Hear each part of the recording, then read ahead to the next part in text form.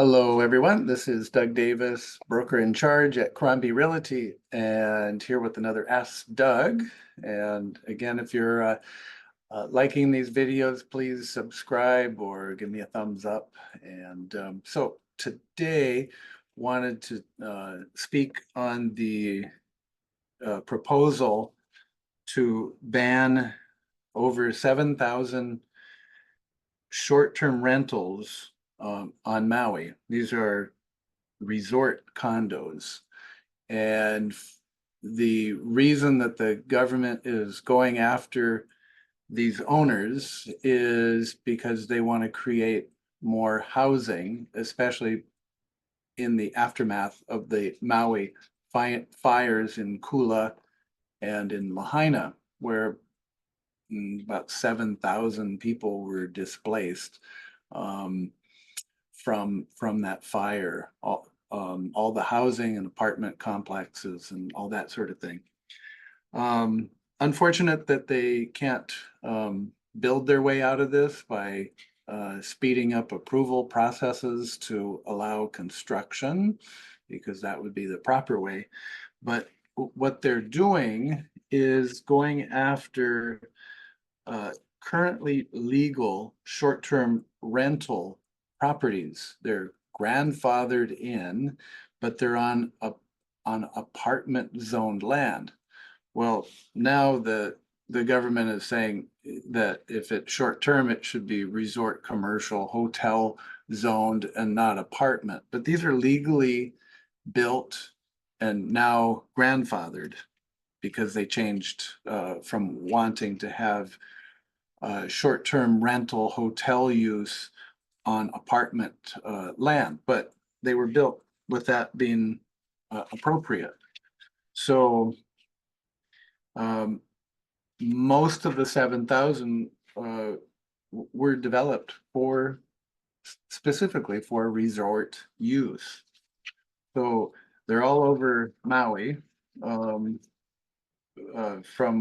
Wailea, Kihei, and Kapalua, just north of Lahaina areas. But some of these are beachfront, very expensive properties, and that doesn't seem to be the right type of property to be used for housing needs. It's if you have $1 million, $5 million property on the water, they're trying to make this available for housing for the general public on Maui. I mean, the monthly rent would be very expensive. So that's what they're dealing with. So Maui County enacted an ordinance in 1989 to no longer permit vacation rentals in areas with apartment zoning, but recognize that this change, this is back in 1989, would not apply to properties that received development approvals before 1989. So they're going to change the rules on everyone after the fact. So this is through Senate Bill 2919, that states that transient accommodation may be phased out in any zoning district by counting zoning regulations. Okay, so what that means is, as you may know, the government here has been trying to completely eliminate short-term rental unless it's in Waikiki, where you have hotels, Ko'olina, or and the Kuilima up on the North Shore, and everything else in between would be outlawed. So no Airbnbs, no HomeAways, that sort of thing. So they changed it from in the residential areas not to have it, and up the minimum to 30 days. And they saw that that didn't really work as they intended, because people still were willing to do 30-day vacations here in Hawaii. So they upped it to 90 days, thinking that that truly would kill the short-term rental market. But that ended up in a court case where the government lost, and it went back to the 30-day minimum stay for residential areas. But government didn't want that because that still allows the 30-day short-term rental. So they enacted this law, Bill 2919, to allow the counties to enforce residential use. So in other words, if you have a GET license, a TAT license, or OTAT tax license, that's transient accommodation tax, and Oahu transient accommodation tax, and GET, the gross excise tax, all of that totals just under 20% tax. That if you have those licenses and you are renting, they're going to be able to say, well, this is residential and you can't do any of that business in this zoning, and be able to enforce that.